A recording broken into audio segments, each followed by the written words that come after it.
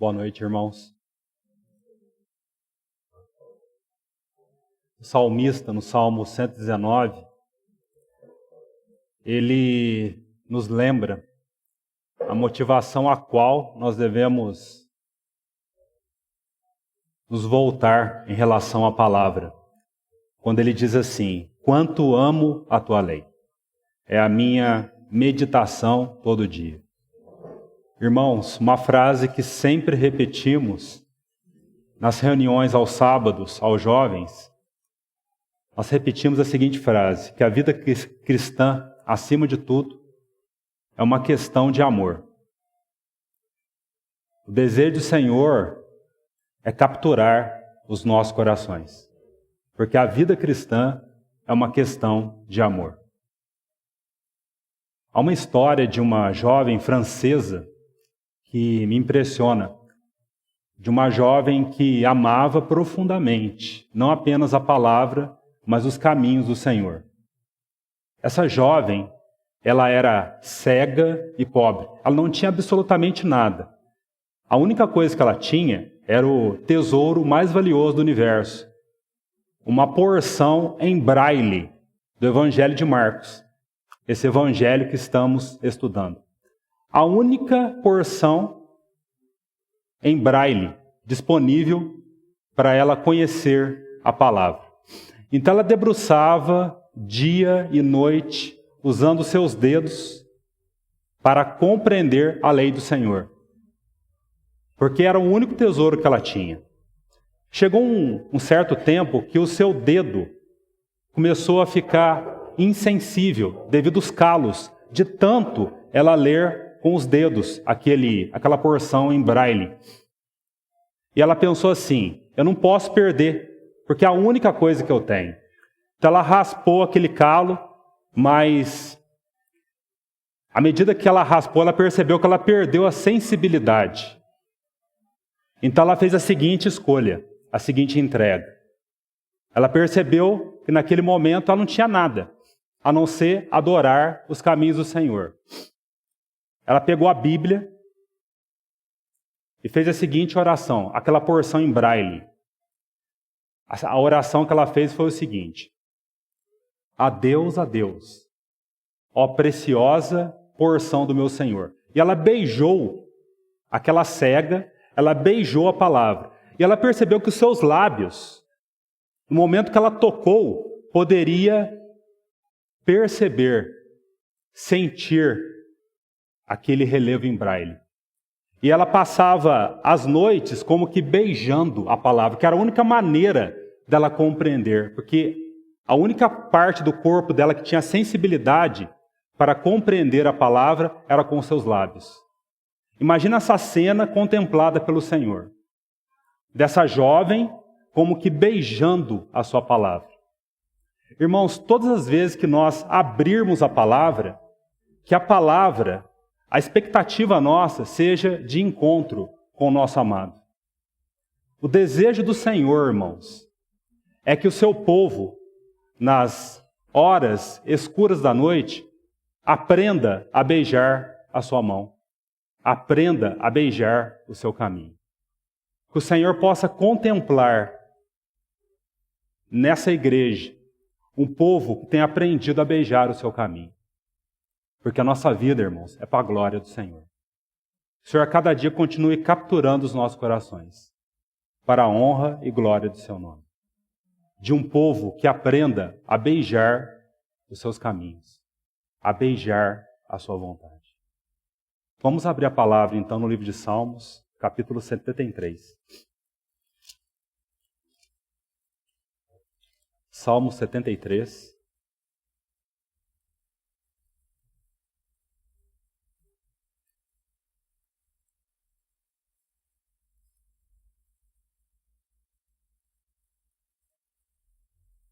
Versículo 23.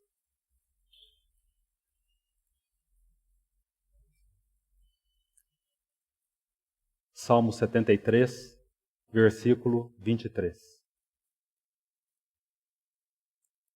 Todavia, estou sempre contigo. Essa expressão, irmãos. Tu me seguras pela minha mão direita. Tu me guias com o teu conselho e depois me recebes na glória. Quem mais tenho eu no céu? Não há outro em quem eu me compraza na terra. Provérbios, capítulo 4.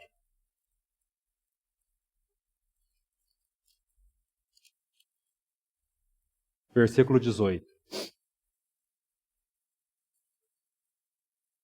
Provérbios 4, 18.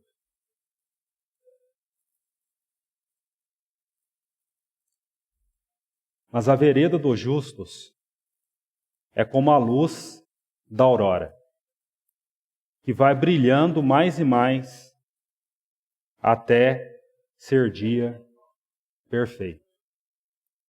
Mas a vereda dos justos, o caminho dos santos, é como a luz da aurora, que não brilha de uma maneira abrupta. Ela vai brilhando mais e mais até ser dia perfeito. Irmãos, como que a palavra de Deus ela é preciosa. Como que todas as verdades da palavra, de Gênesis, Apocalipse, estão interligadas. Por isso que é possível, irmãos, por isso que é possível nós encontrarmos tudo que o Senhor fala em Marcos por toda a palavra. Esses dois textos que acabamos de ler, do Salmo 73, tu me seguras pela minha mão direita. E esse de Provérbios, nós vemos um encontro desse texto na porção que nós iremos estudar essa noite. Tu me seguras pela minha mão direita. Que imagem linda do pai segurando a mão dos seus filhos, que somos nós. Para qual propósito? Para conduzir nos seus caminhos. É por causa dessa mão nos segurar é que podemos caminhar num caminho onde a sua revelação vai brilhando mais e mais, até o momento que podemos ver de maneira clara aquilo que nós pedimos. Vamos abrir em Marcos, capítulo 8. Marcos, capítulo 8, versículo 22. Essa porção conhecida, tão conhecida da igreja. Marcos, capítulo 8, versículo 22. Agora os irmãos vão entender que a junção desses dois textos se encontram nesse texto, de Marcos, capítulo 8. Vamos fazer a leitura e vamos clamar para que essa verdade, esse princípio, ou os princípios aqui registrados nessa palavra que é eterna, possam ser abertos aos nossos olhos. Irmãos, eu sei que você conhece essa porção,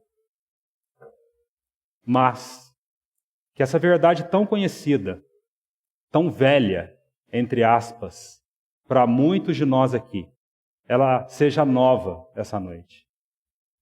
Essa é a beleza da palavra. Verdades velhas se transformando em novidade do Espírito Santo. É assim, irmãos, que precisamos nos voltar, nos debruçar diante da palavra. Então, Marcos capítulo 8, versículo 22. Então chegaram a Betsaida. E lhe trouxeram um cego, rogando-lhe que o tocasse. Jesus, olha a mão aí do Salmo 73. Tomando o cego pela mão.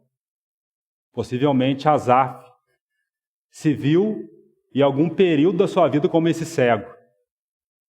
Jesus, tomando o cego pela mão, levou-o para fora da aldeia.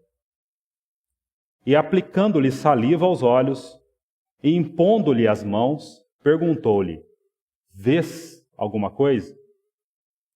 Este, recobrando a vista, respondeu: vejo os homens, porque como árvores os vejo andando. Então novamente lhe pôs as mãos nos olhos, e ele, passando a ver claramente, ficou restabelecido. Olha o Provérbios capítulo 4. o dia perfeito aqui. Esse dia perfeito que todos nós aguardamos em algum momento da nossa vida, ou talvez nesse momento presente. Quantos aqui estão aguardando esse dia perfeito em alguma situação que você está apresentando diante do Senhor? E tudo distinguia de modo perfeito. Olha o dia perfeito aí. E mandou Jesus embora para casa, recomendando-lhe: não entres na aldeia.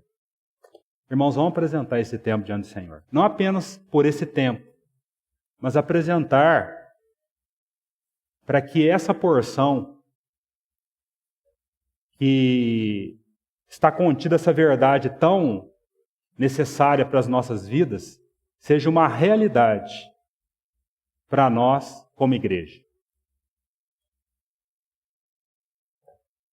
Amado Senhor, obrigado pelas tuas benditas mãos. Essas benditas mãos que sabem como nos conduzir. Em cada estação das nossas vidas. Em cada momento do nosso dia. E nessas mãos entregamos as nossas vidas. Porque essas benditas mãos é o único lugar seguro, Senhor, que a tua igreja pode estar. Que o Senhor não encontre resistência, fortaleza em nossos corações. Que tu sejas a nossa fortaleza, Senhor. Pedimos mais uma vez que nessa noite a tua boa mão esteja sobre nós, nos cercando, nos guardando, nos guiando. Para que naquilo que o Senhor tem reservado ao teu povo, reservado a essa congregação, o Senhor nos conduza a esse dia perfeito. Queremos ser um povo, Senhor, naquilo que os teus olhos têm visto. Um povo que possa ver claramente, distinguir, discernir de maneira clara, ver conforme os teus olhos. Eis-nos aqui, Senhor, vasos para a tua glória. Assim nos apresentamos, gratos do teu conduzir. Em nome de Jesus. Amém. Antes, irmão, de entrarmos nos detalhes desse texto, é importante nós fazermos algumas considerações. A primeira consideração.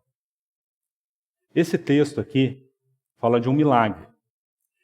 Esse milagre só está registrado em Marcos, assim como aquele milagre do capítulo 7, da cura do surdo e gago, que o nosso irmão Mauri compartilhou conosco há 2 semanas atrás.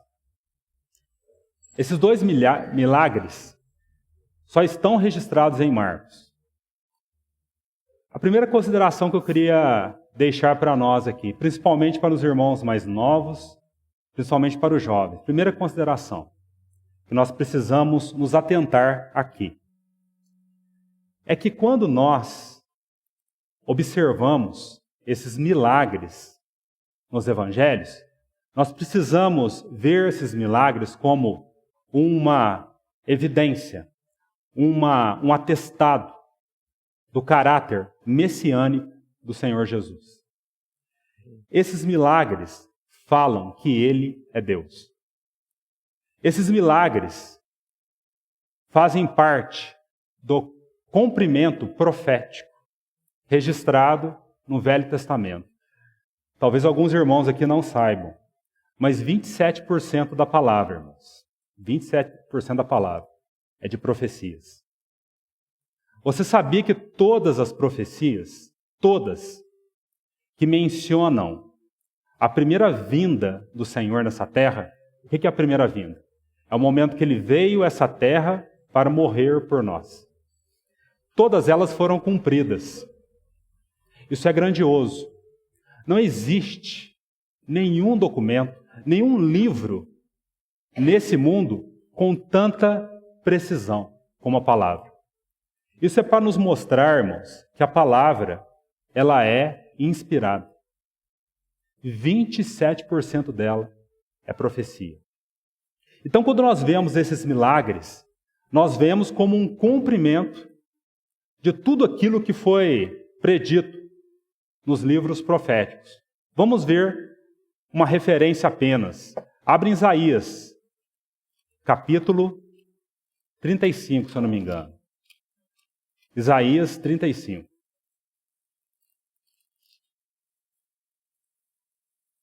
Versículo 5. Isaías 35, versículo 5. Essa é uma das poucas menções quando se refere a esse caráter messiânico do Senhor. Isaías 35, 5. Então se abrirão os olhos dos cegos, que é o assunto dessa noite, e desimpedirão os ouvidos dos surdos. Os coxos saltarão como servos, e a língua dos mudos cantará, pois águas arrebentarão no deserto e ribeiros no ermo. Essa profecia também se refere a isso que vamos estudar essa noite. Então, o primeiro ponto eu queria ressaltar: o caráter messiânico do Senhor, o caráter divino do Senhor, por Ele estar cumprindo essas profecias. Segundo ponto, irmãos, muito interessante. A tendência nossa, quando lemos sobre esses milagres, é vermos como uma história isolada, né? A tendência de muitos. Quando nós abrimos e lemos essa história do cego em Betsaida, ou do surdo e gago naquelas terras gentias, é vermos como eventos isolados. Mas, irmãos, a beleza desses milagres não estão apenas no cumprimento deles. A beleza é quando vemos a cura do cego e a cura do surdo e gago nesse contexto.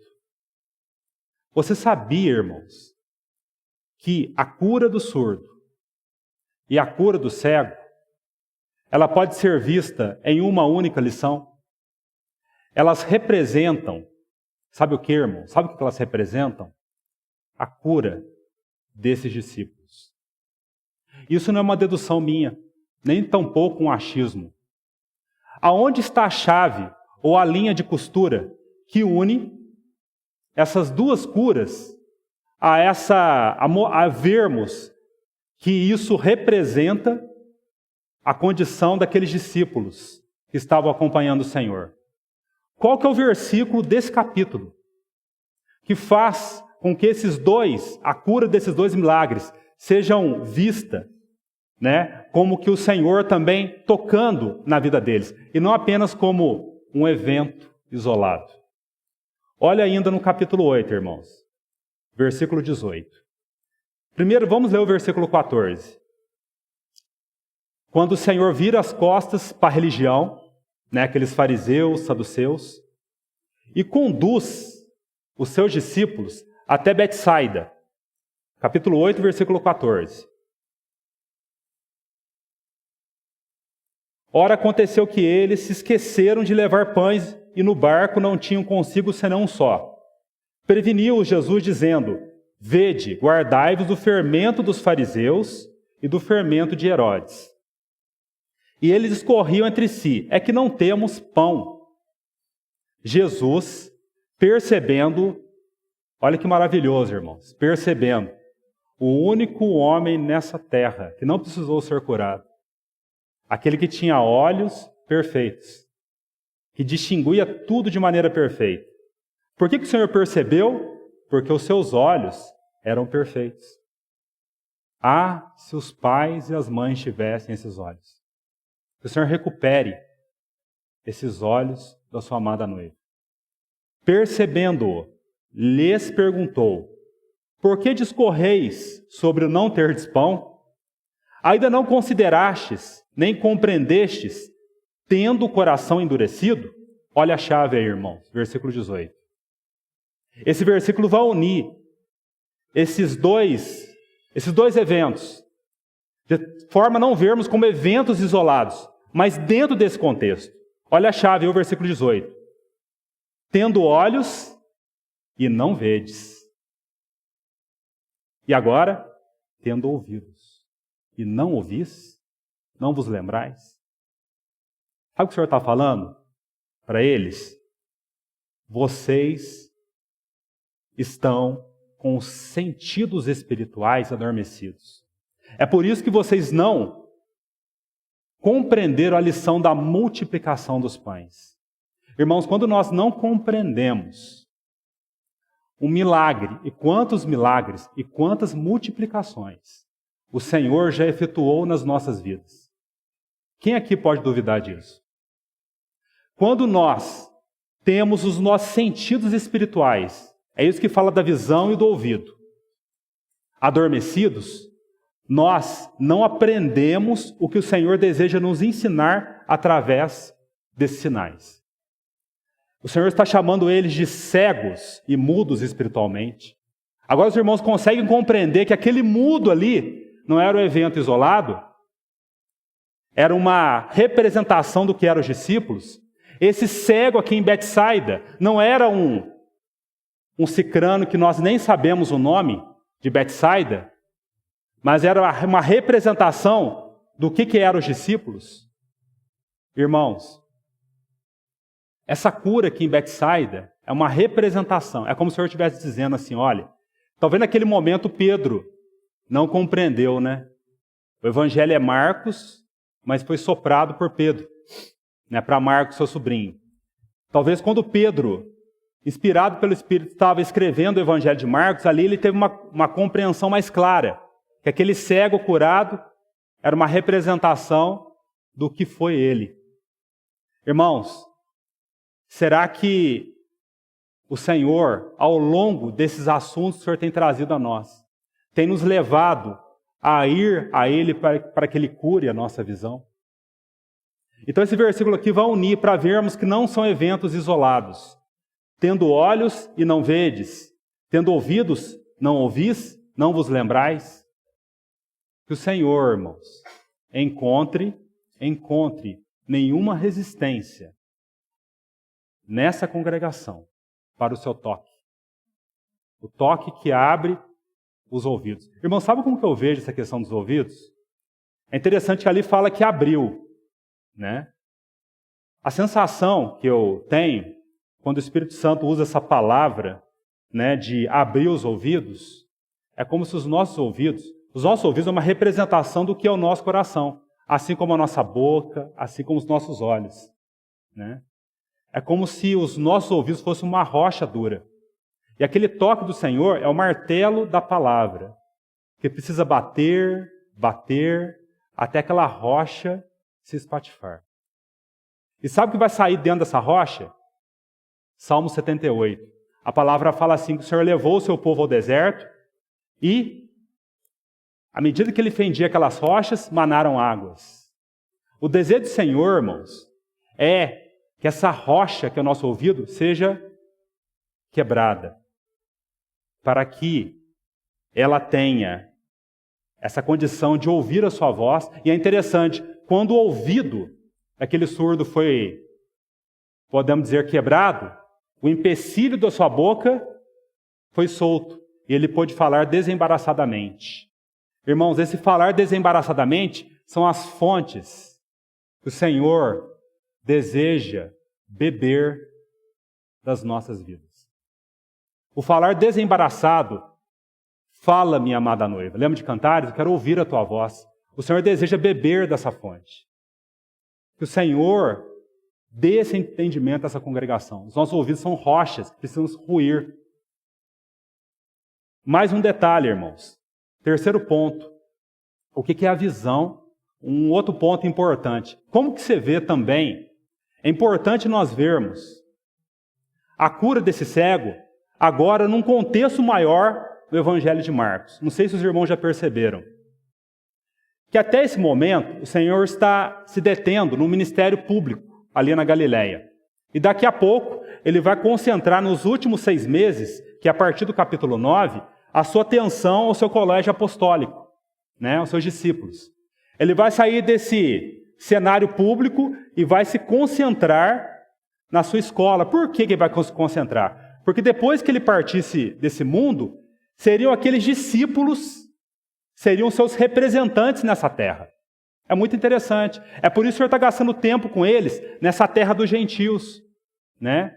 Porque nós sabemos que no capítulo 7 e 8, o Senhor está fazendo uma incursão com seus discípulos na terra dos gentios, para mostrar, olha, eu amo também os gentios. Eu amo também essa gentinha. Por mais que eles não entendessem ali, nós sabemos que eles vão entender após a ressurreição do Senhor, o Senhor estava jogando sementes. Isso é maravilhoso, irmão. Jogando sementes, preparando aquele coração daquele colégio apostólico, assim como o Senhor faz conosco. Quantas vezes nós não entendemos algo, mas daqui a alguns anos nós olhamos para trás e nós percebemos que o Senhor falou naquela noite. O Senhor lançou semente naquela noite. Como o Senhor é maravilhoso, é paciente. Diferente dessa geração, né? Uma geração apressada, essa geração fast food. Então o Senhor estava preparando esses discípulos. E é importante também vermos essa cura do cego num contexto maior, irmãos. E isso é maravilhoso quando vemos dessa maneira. Os irmãos já viram até o capítulo 8 que há muitas curas, né? Muitos milagres. Os irmãos já perceberam. Mas dentre esses milagres, parece que o Espírito Santo ele está como que desenvolvendo o entendimento nosso para vermos como que a construção de um ser. Os irmãos perceberam isso. Os milagres ali não são colocados de maneira aleatória. Há uma ordem ali de alguns milagres. É essa a palavra. Há uma ordem de alguns milagres, principalmente aqueles milagres que se referem à cura do corpo. Os irmãos lembram qual foi o primeiro milagre? O Senhor curou o paralítico. Olha que interessante. Percebam a crescente. O Senhor curou o paralítico. Isso fala do quê, irmãos?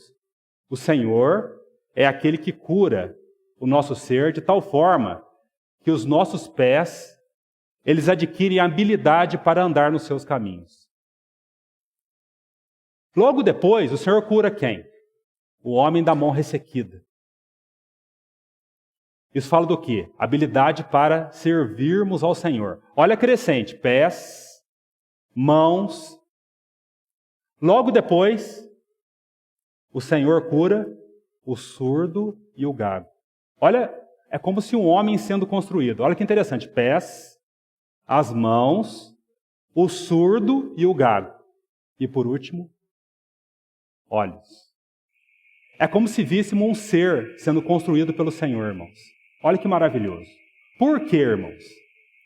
Quando nós olhamos dentro dessa ótica, é como se o servo maior, o servo, o Senhor, que tem pedido para nós contemplarmos a Ele, e quando contemplamos o Senhor, somos transformados a quê, irmãos?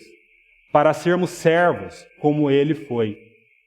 Um servo precisa de pés, de mãos, ouvidos e olhos. Nós vemos claramente o Senhor como que construindo com as suas mãos, como oleiro sobre o vaso, construindo um servo para a sua glória. E esse cego aqui, restaurado, vai ser um arremate, para mostrar, irmãos, que o Evangelho de Marcos não é apenas para contemplarmos a glória do Senhor, mas também para sermos transformados. E como que seremos transformados? Contemplando, mas transformados a quê? Para servirmos como o Senhor serviu. E vejamos Marcos sob essa ótica, irmãos. Mais 2 detalhes, irmãos. Por que é importante a visão espiritual? Porque um servo que não vê, ele não serve adequadamente. Os irmãos já lembram daquele texto em Salmos 122? Assim como os olhos do servo estão fitos na mão do seu Senhor, assim os meus olhos. Um servo não servia de maneira adequada se as pernas dele estivessem doentes, se as mãos dele estivessem ressequidas, se ele fosse surdo, se ele fosse cego. O Senhor, irmãos, ao mostrar essas curas, mostra, a gente vê como o eco do seu coração, o desejo de não apenas salvar um povo do inferno, mas pegar aqueles vasos quebrados, sujos, lavar com seu sangue e de nos preparar para ocuparmos um lugar na sua casa. O desejo do Senhor, ao mostrar essas curas, não mostrar o seu poder. É claro que Ele mostra o seu poder, mas de mostrar, sim, o seu poder, mas o seu desejo de construir um povo que o sirva de maneira agradável. assim como ele andou nessa terra. Que vejamos dessa maneira, irmãos. É por isso que esse assunto é importante. Visão espiritual. O que é visão? É quando nós compreendemos com os nossos sentidos as realidades espirituais. Irmãos, o desejo do Senhor é de separar um povo, nesses últimos tempos, de não apenas que saiba adequadamente a ortodoxia. Porque se podemos saber adequadamente a ortodoxia, e essa ortodoxia, ao invés de nos conduzir ao Senhor, de nos cegar. O desejo do Senhor nesses últimos dias é de separar profetas na sua casa, que vejam. Profetas que contemplam. Profetas que compreendam as velhas verdades de maneira nova. Porque visão espiritual não é apenas, irmãos, você compreender verdades novas. Porque podemos estar compreendendo uma verdade nova aqui e essa verdade não está abrindo os seus olhos. Visão espiritual, irmãos, é quando o Senhor, ele pega aquelas verdades velhas de Cristo, da cruz e renova ao nosso entendimento. E quando essa verdade é renovada, irmãos, há um impacto no nosso ser. É isso que vai falar esse capítulo aqui. Então vamos aos detalhes. Versículo 22. Então chegaram a Betsaida. Irmãos, não há um consenso entre os eruditos se houve apenas uma Betsaida ou duas Betsaida. Eu não quero entrar aqui nos pormenores, nos detalhes. O fato que Betsaida aqui era literal. Alguns irmãos entendem que havia duas cidades, duas Betsaida, uma na Galileia e essa aqui mais na região dos gentios, né? Governada pelo tetrarca. Mas outros irmãos entendem que havia apenas uma Betsaida. Isso não importa para nós no momento. O que importa é que houve essa Betsaida. Então chegaram a Betsaida. E lhe trouxeram um cego rogando-lhe que o tocasse. Irmãos, quando nós nos deparamos, e aqui eu quero lembrar mais uma vez a importância de termos a nossa visão restaurada segundo os propósitos do Senhor. Porque nós só podemos guiar um cego se estivermos com os olhos abertos. Aonde eu quero chegar com isso, irmãos? Para que a nossa oração, essa súplica que nós apresentamos diante do trono da graça, seja uma súplica eficaz, é necessário que os nossos olhos sejam abertos. Que o Senhor abra os nossos olhos para que, então, vejamos de fato o que é a cegueira espiritual. A cegueira na nossa casa. Irmãos, se os nossos olhos não estiverem abertos, nós não vamos discernir a cegueira do nosso marido, a cegueira da nossa esposa, a cegueira dos nossos filhos, né? A gente vai ver as coisas conforme o nosso interesse. Por isso que é muito perigoso. Que o Senhor abra os nossos olhos. Olha a importância do serviço aí novamente. Como que é necessário que o Senhor resgate o olhar do seu povo, para que até a nossa intercessão seja uma intercessão daqueles servos que têm visto realmente as necessidades do Senhor. A necessidade que o Senhor cure a cegueira da nossa casa, a cegueira de tantos adolescentes, a cegueira de tantos filhos que estão afastados. Irmãos, o que é lindo aqui é que o Senhor chegou a Betsaida, isso é graça. Ninguém poderia exigir que o Senhor chegasse a Betsaida. Quem ali de Betsaida poderia exigir que o Senhor chegasse a Betsaida? Isso é graça, irmão, isso é amor. É graça.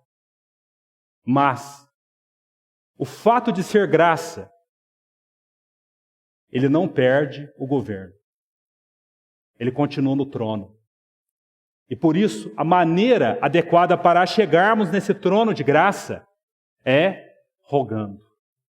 Irmãos, que o Senhor nos ensine o caminho da intercessão. Irmãos, muitas vezes nós queremos a resposta no nosso tempo. Quantas histórias nós conhecemos de mães piedosas, de pais piedosos, que foram a esse trono de graça, apresentar os seus cegos, seus filhos cegos, maridos cegos, e não tiveram a resposta enquanto eles estavam peregrinando na terra. Depois que eles partiram, o Senhor abriu os olhos dos seus filhos, daqueles a quem eles estavam apresentando. É importante nós termos essa compreensão, irmãos.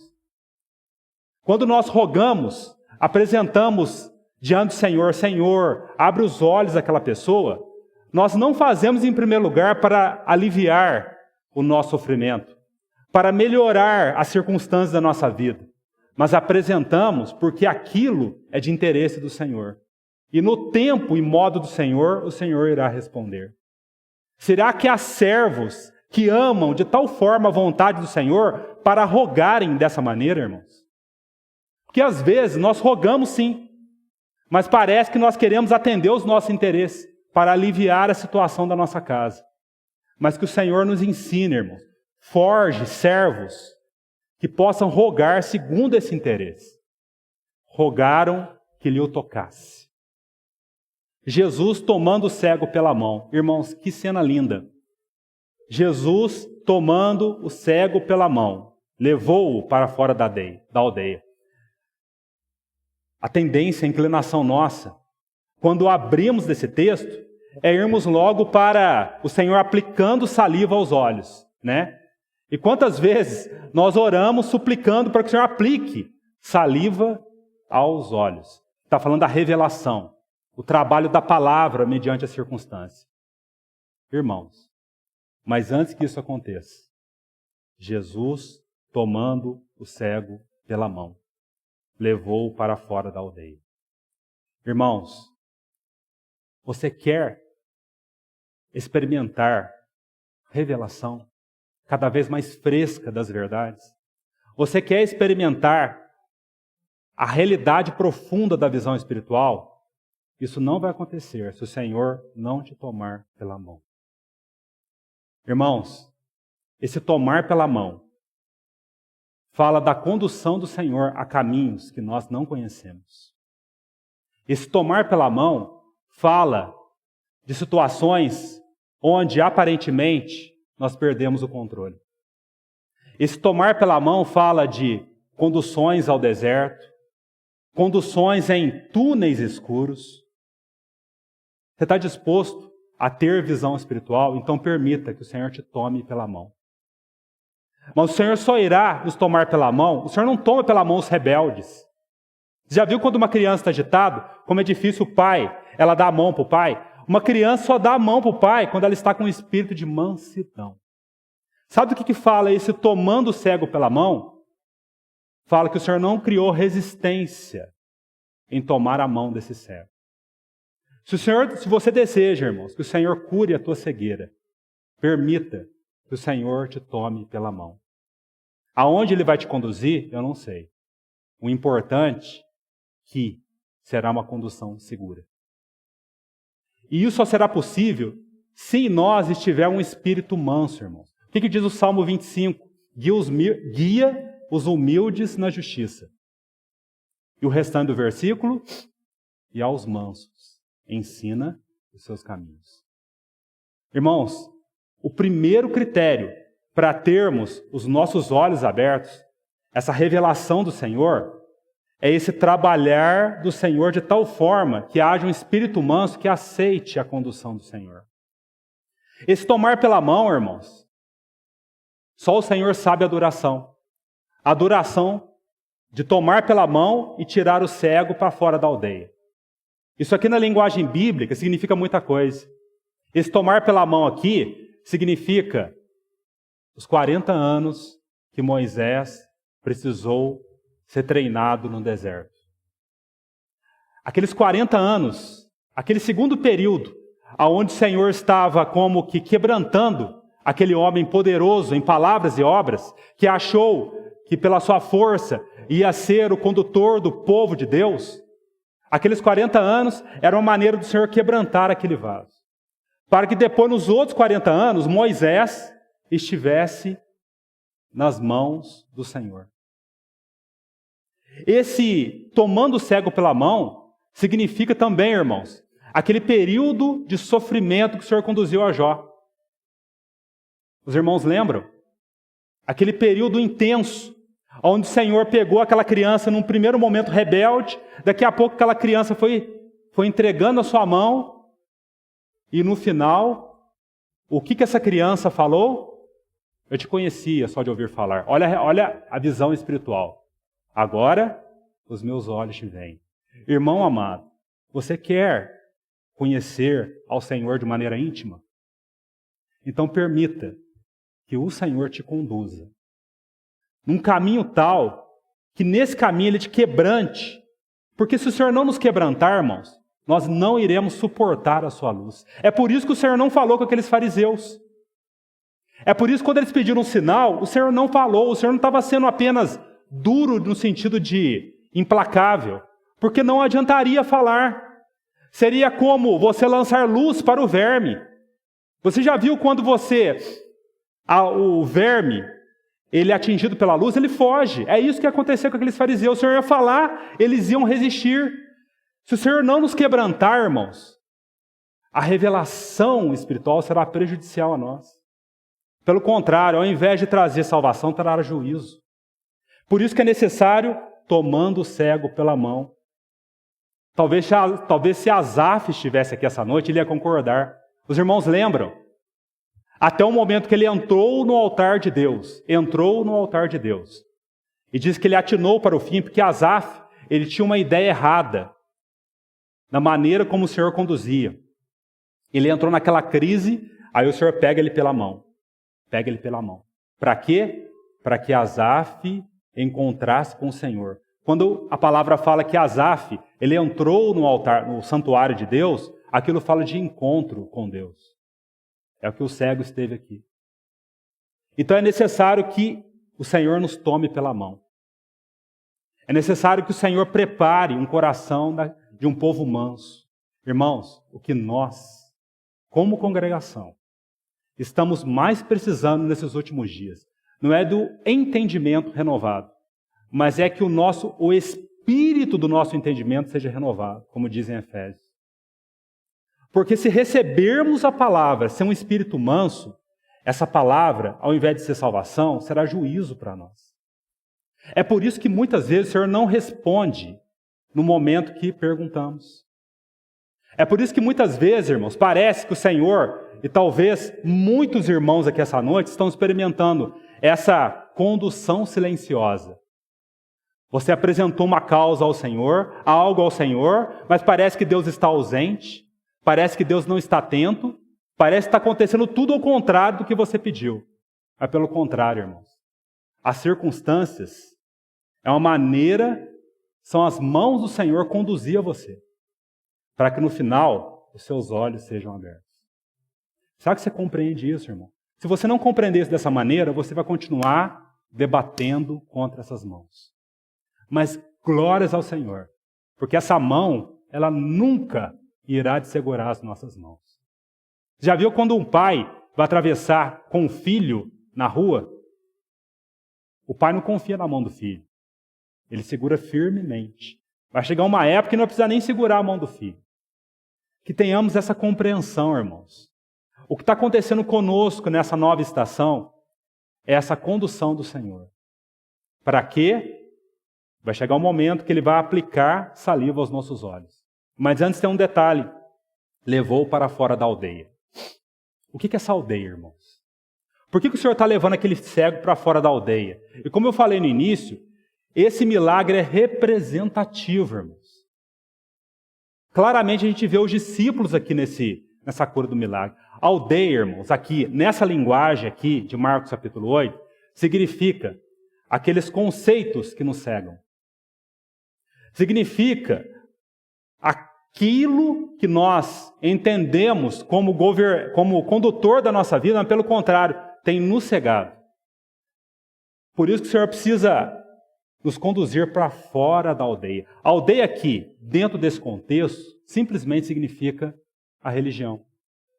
Aquela religião que estava cegando os seus discípulos.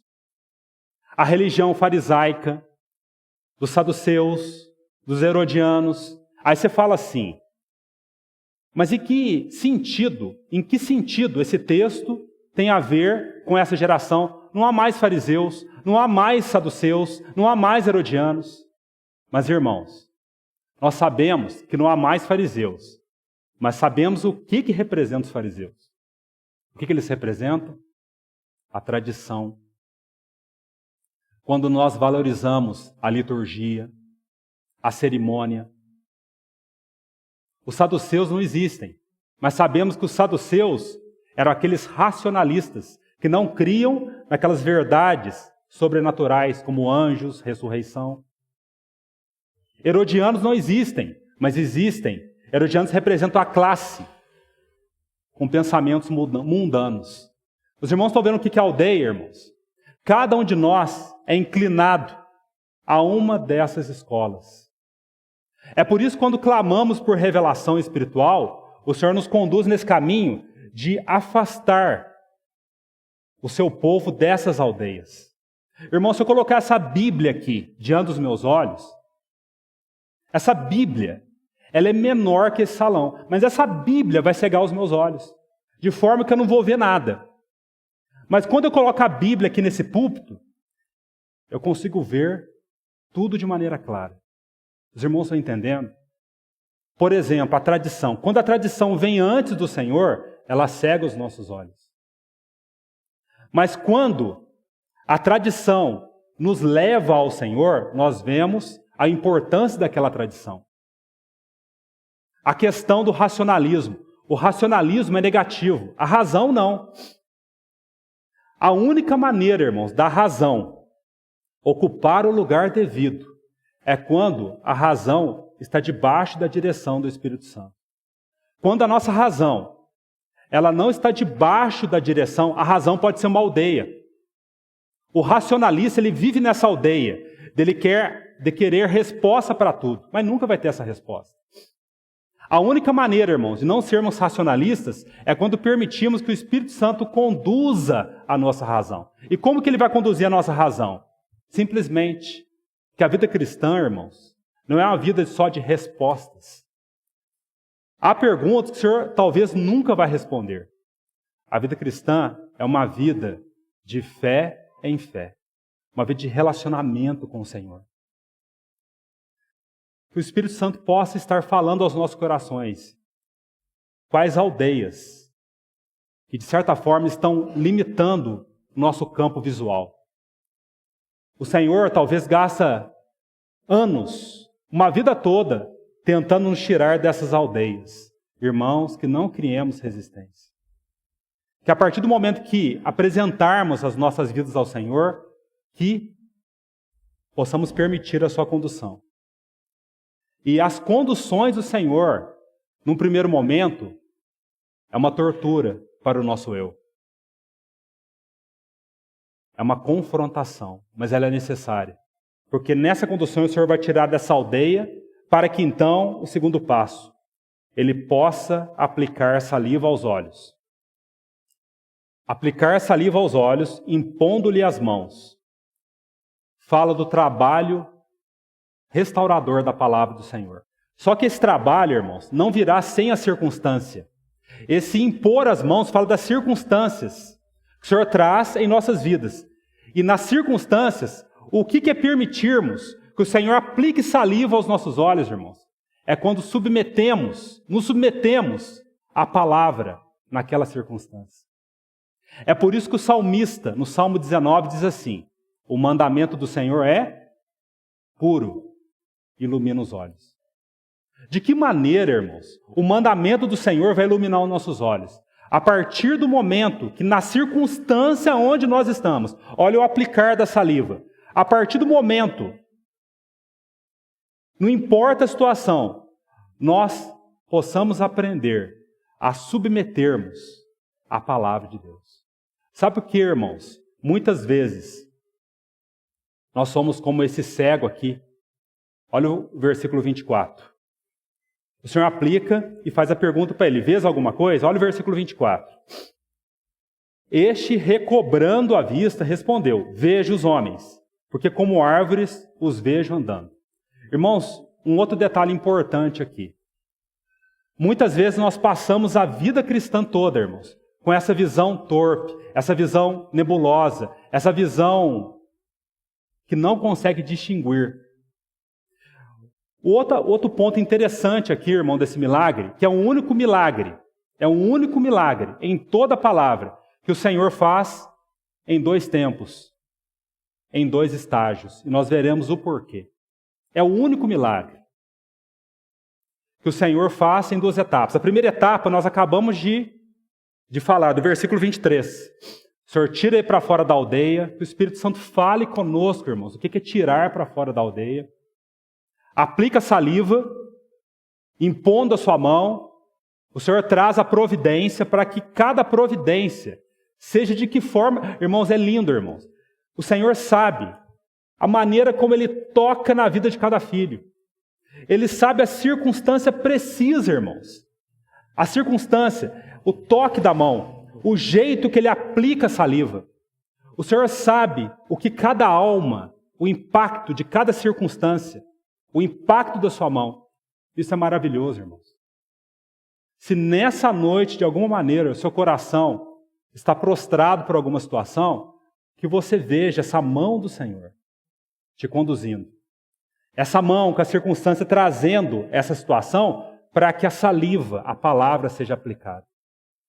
Mas olha que interessante. Só aqui o Senhor aplica a saliva e os seus olhos não são abertos de maneira perfeita. Olha o versículo 24, que mostra um outro quadro da vida cristã. Este, recobrando a vista, respondeu: vejo os homens, porque como árvores os vejo andando. No primeiro momento, o toque do Senhor abriu um pouco da visão. O que fala isso, irmãos? Que nesse caminho da visão espiritual é um progresso. Por isso, o texto em Provérbios 4. A vereda do justo é como a luz da aurora. Vai brilhando mais e mais até ser dia perfeito. Mas lembre-se, a vereda do justo é aquilo que fala da vontade do Senhor para as nossas vidas. Então, o Senhor, Ele vai progredindo nesse assunto da visão espiritual. Mas um detalhe aqui do versículo 24. O que nos fala, irmãos? A maneira como ele via ou estava vendo os homens. Porque como árvores os vejo andando. O que fala isso aqui, irmãos? O Senhor tocou nos olhos daquele cego. E o que ele viu? Ele não teve uma visão clara. A visão dele totalmente embaçada. Irmãos, do que fala disso? E talvez essa é a condição predominante da igreja nesses dias. Um povo que foi tocado pelo Senhor, né? Mas que não tem visto a Deus, a sua obra, tudo mais de maneira clara. Talvez essa visão. Talvez é assim que a igreja tem se portado nesses últimos dias. Irmãos, como podemos definir essa situação? Aqui é interessante. Não podemos falar que ele é cego, né? Porque ele estava vendo os homens como árvores andando. Mas também não podemos falar que ele estava vendo de maneira clara. Assim muitas vezes é a nossa vida, irmãos. Irmãos, muitas vezes, sabe como que nós lidamos com a salvação? Fazendo uma aplicação, né? Quantos de nós falamos assim: eu fui salvo, mas você vai perguntar para a pessoa não sabe pronunciar como se evidencia a salvação na sua vida. Eu vi que o mundo, não posso ter alegria no mundo. Mas a pessoa não consegue ter alegria plena nas coisas do Senhor. Uma visão turva, uma visão embaçada. Irmãos, será que nós percebemos essa visão embaçada em algumas áreas da nossa vida? Será que muitas vezes, irmãos, nós vemos assim a nossa vida? Sabe qual que é o perigo aqui, irmãos? Nosso, 2 extremos. O primeiro perigo é quando nós nos importamos. A vida cristã é assim mesmo, né? A palavra está descrevendo Cristo como aquele que tem uma alegria indizível. mas minha vida vai a toque de caixa. Você fica como que estagnado, como incrédulo. Essa é um extremo. E você nunca vai ser curado. O outro extremo é você pregar a vida cristã dessa maneira, como se a vida cristã fosse homens como árvore andando, invertendo os princípios, né? Expressando uma vida cristã sem a clareza de entendimento. Irmãos, qual que é a beleza desse capítulo? Aí agora vem a questão da beleza desse milagre. Por que ele é feito em duas fases? Sabe por que ele é feito em duas fases, irmãos? Não porque o Senhor estava tendo dificuldade para curar esse cego. Nada disso, irmãos.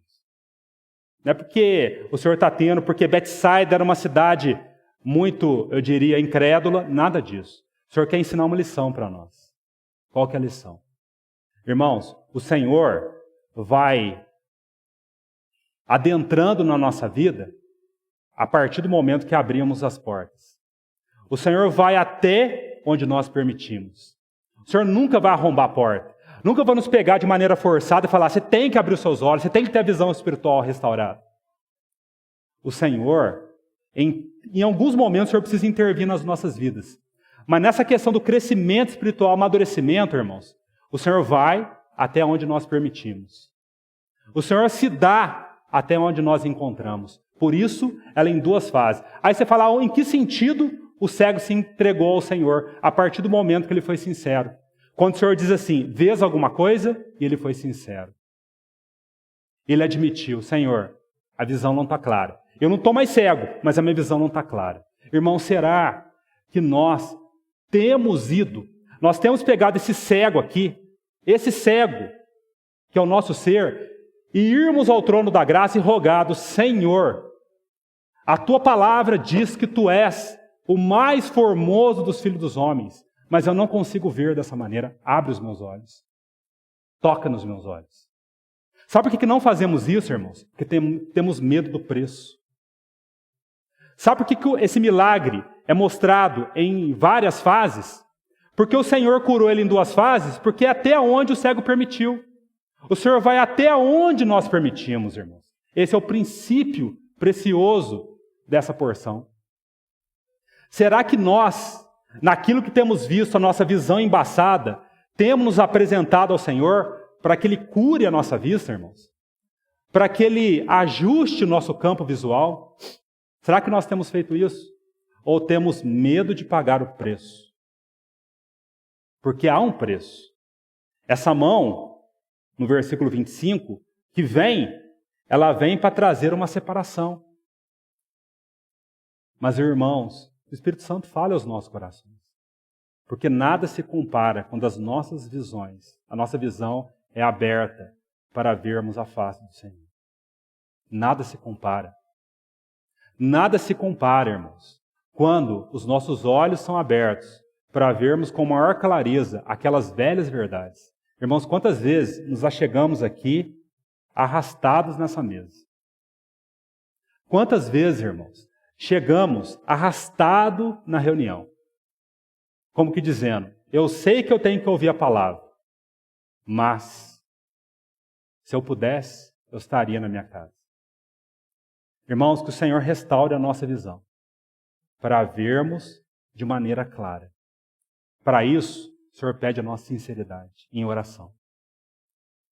Irmão, não tenha medo de ser sincero diante do trono da graça. Nesse tempo de pandemia, eu tenho aprendido, irmãos, a abrir meu coração diante do Senhor. Abrir os porões do meu coração diante do Senhor. Nesse tempo, nessa estação que o Senhor trouxe à igreja, eu tenho aprendido o que é ser encontrado pelo Senhor na miséria do meu ser. Irmãos, o que o Senhor tem feito com os discípulos justamente é isso. O Senhor pegou os discípulos sozinho naquele barco, confrontou eles, naquele confronto, os olhos daqueles discípulos foram abertos. Irmão, você só terá a revelação que você tanto deseja se você se entregar plenamente nas mãos do Senhor. Voltando ao que eu falei no versículo 23. tomando o cego pela mão, levou-o para fora da aldeia. Irmão, você nunca terá a resposta que você deseja, se você não se entregar plenamente. Irmãos, o racionalismo, olha a aldeia. O racionalismo, ele quer entender para crer, não é verdade? Quantas vezes nos achegamos ao Senhor querendo entender que o Senhor deu um mapa? Imagina o cego chegando para o Senhor. Não, peraí, você está pegando na minha mão? Peraí, mostra o que você vai fazer comigo, eu não te conheço. Né? O cego podia falar isso para o Senhor. Peraí, onde você está me levando? Peraí, meus amigos trouxeram para você, mas está me levando para um lugar que eu não conheço. Né? Às vezes nós queremos que o Senhor dê um mapa para nós. Isso é racionalismo, irmãos. Isso é aldeia. Mas a vida cristã não é entender para crer. Eu creio para que eu possa entender. Você entendeu a diferença, irmãos? Às vezes estamos chegando nesse tempo de oração, procurando entender que o Senhor deu um mapa para que eu possa entregar meu coração. Mas a palavra não diz isso. O que diz Provérbios? Filho meu, dá-me o seu coração, dá-me a sua mão. Então, os seus olhos se agradarão dos meus caminhos. Está vendo, irmãos? A gente quer fazer o contrário. A gente quer primeiro se agradar dos caminhos do Senhor para entregar o nosso coração. Isso é racionalismo. Mas, filho meu, dá-me o seu coração, ou dá-me a sua mão dentro desse contexto. Então, você terá seus olhos abertos. Então, esse cego foi sincero. E olha o versículo 25. Então, novamente, ele pôs as mãos nos olhos. Irmãos, é lindo. O Senhor não se cansa de pôr novamente as mãos. O Senhor não se cansa. É aquele oleiro que está entregue ao seu vaso, o seu vaso que são as nossas vidas. Ele não se cansa de pôr a mão. O amor é paciente. Então, novamente, ele pôs as mãos nos olhos. E ele passando a ver claramente. Irmãos, há 3 palavras no grego aqui que não dá tempo de eu ver com os irmãos. Eu estou terminando. 3 palavras no grego. Passando a ver claramente, é a primeira. Ficou restabelecido, é a segunda. E tudo o distinguia de modo perfeito. Passando a ver claramente, o que fala, irmãos? Passando a ver claramente significa olhar através. Não há nenhum impedimento para eu ver algo. O primeiro passo, o Senhor tira aquilo que impedia de vermos de maneira ampla. Ver claramente, né? Lembra quando o véu foi rasgado? O véu foi rasgado. A partir do momento que o véu foi rasgado, os sacerdotes podiam ver através, dentro, que estava além do véu. Então, esse passando a ver claramente, fala do trabalhar do Espírito Santo de remover aquelas coisas que nos impedem de ver claramente, até as coisas boas. Como esse exemplo que eu falei, irmãos. Eu posso pegar essa coisa boa que é a palavra aqui, colocar diante dos meus olhos, eu nada vou ver ao meu redor. Mas o Senhor precisa pegar esse livro e colocar no lugar certo. É isso que o Senhor faz em nossas vidas. Muitas vezes o Senhor precisa fazer isso num relacionamento, numa questão que está cegando os nossos olhos. Ele precisa, não é jogar fora, ele simplesmente vai pegar e colocar no lugar certo. Só as mãos do Senhor podem fazer isso, passando a ver claramente. Ficou restabelecido, irmãos. É o trabalho do oftalmologista, que é a palavra no grego aqui.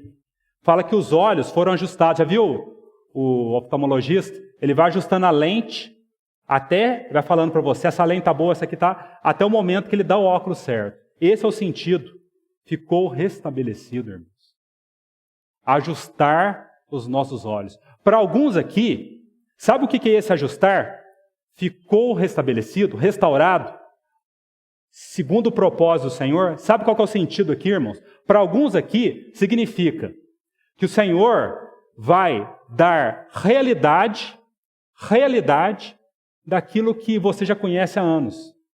Por exemplo, essa verdade da salvação. O Senhor vai abrir os olhos para você falar assim, agora eu vejo. Agora eu entendo o que é a justificação. Essa verdade que é falada na ceia, essa verdade que você lê, você entende, mas parece que não rasgou o véu. Aí o Senhor vai abrir os seus olhos para você falar, agora eu sei o que é a justificação. Para outros, irmãos, sabe como que o Senhor vai ajustar? Principalmente para aqueles irmãos que não conhecem a palavra, o Senhor vai alinhar as doutrinas. Quantos servos do Senhor têm a visão embaçada? Porque coloca em primeiro lugar a santificação e depois a justificação. Sabe o que quer dizer isso? Eles tentam se chegar diante do Senhor fazendo obras. São servos do Senhor, foram tocados pelo Senhor, né? Mas tem a visão embaçada por falta de clareza doutrinária. Irmãos, graças ao Senhor, o Senhor tem dado clareza doutrinária. Mas isso não significa visão espiritual. Porque podemos estar honrando de tal forma a clareza doutrinária e não vermos o Senhor. Quando a clareza doutrinária vem antes do Senhor, ela nos cega. Ela vai enrijecer, ela vai limitar o nosso campo visual. Talvez o que nós precisamos como congregação é que essa ortodoxia, irmãos, a igreja, essa verdade da igreja, da obra do Senhor, ela seja aberta de uma maneira mais experimental para nós. Para outros irmãos, eles precisam de um alinhamento doutrinário. Isso ficou restabelecido. E tudo distinguia de modo perfeito, ou seja, agora sem nenhum impedimento, com a visão restabelecida, esse outrora cego consegue ver de maneira clara aquilo que é grande, aquilo que é pequeno, aquilo que está longe, aquilo que está perto. Sabe do que fala isso? Segundo as verdades celestiais, aquilo que está perto, ver de maneira adequada as questões da vida. Ver longe as realidades eternas. Irmãos, poderíamos ficar a noite toda falando no versículo 25. Sabe como que o candelabro falaria? É interessante, se o candelabro pudesse falar, ele falaria assim, porque o mesmo Senhor usa várias figuras, né? O que o Senhor está fazendo com o cego aqui é o que o sacerdote está fazendo com o candelabro. Irmãos, para que o candelabro pudesse trazer luz, não basta apenas o sacerdote colocar aquele azeite, que era o combustível. Ele tinha que cortar o quê? Aquele pano que queimava. Porque aquele pano que queimava, o que acontecia? Se ele não fosse cortado, ele ia esfumaçar, fumegar. Né? Irmãos, esse toque do Senhor, em muitos momentos da nossa vida, não é só trazer o óleo.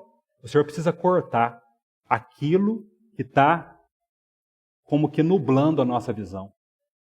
Uma vez, irmãs, uma irmã, ela estava orando diante do Senhor, e o Senhor deu uma imagem para essa irmã.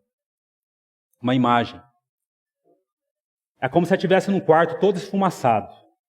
De repente, ela viu uma mão, e à medida que essa mão ia cortando aquele pavio, a fumaça diminuía. E sabe o que a irmã via? A face do sumo sacerdote. A face do Senhor. Sabe o que é ver tudo de maneira perfeita? É quando vemos o Senhor em primeiro lugar. Se o candelabro pudesse falar, no momento que o sumo sacerdote estava cortando aqueles pavios queimados, ele ia falar que estava vendo a face do sumo sacerdote. Como que a videira falaria? O que significa esse tirar para fora da aldeia? A videira falaria assim, ele está me podando para que eu produza mais frutos. Você está vendo, irmão?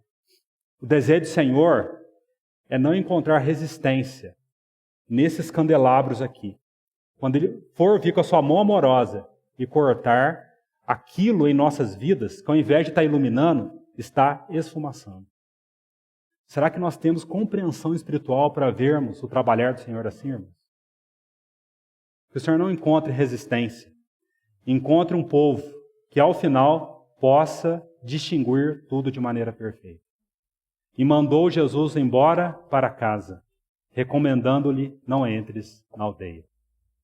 Irmãos, há tanto para dizer desse assunto, mas que o Senhor possa, nesses últimos dias, restaurar os nossos sentidos espirituais, para que então sejamos servos habilitados na sua casa. Que o Senhor possa recuperar os nossos olhos para Ele, como aquela noiva em Cantares. Arrebataste-me com um só do seu olhar. Irmãos, se o Senhor não recuperar os nossos olhos nesses últimos dias, nós não seremos servos habilitados na sua casa. Nós não seremos aqueles servos Usando agora a outra figura do ouvido, né? Que no final é a mesma coisa. Nós seremos aqueles servos atentos à entrada do Senhor. Lembra em Lucas 12? Para sermos aqueles servos atentos à chegada do seu Senhor. Irmãos, como que nós veremos distintamente o retorno do Senhor? Como que nós iremos perceber os movimentos de entrada do Senhor se não tivermos os nossos sentidos restaurados? Por isso que o Senhor desperte os nossos corações, para a honra e para a glória do seu nome. Vamos orar apresentando esse tempo. Ó Senhor, bendito pastor, que sabe como conduzir as nossas vidas, as nossas almas. Como nós te adoramos, Senhor, por esse amor incansável, por esse amor que aguarda o momento de vir com as suas mãos em nossa direção. Não queremos resistir, Senhor, à tua condução. Resistir ao que o Senhor deseja fazer em nossas vidas. O Senhor encontra uma noiva, um povo. Atento, Senhor. Atento às tuas investidas, ao teu inclinar em nossa direção. Obrigado pela tua palavra. Obrigado pela tua graça. Que assim como se apresentou em Betsaida, que sempre se apresenta em nossa direção. Obrigado, ó amor incansável, ó amor inesgotável, ó amor invencível. Bendito sejas tu, Senhor. Em nome de Jesus. Amém.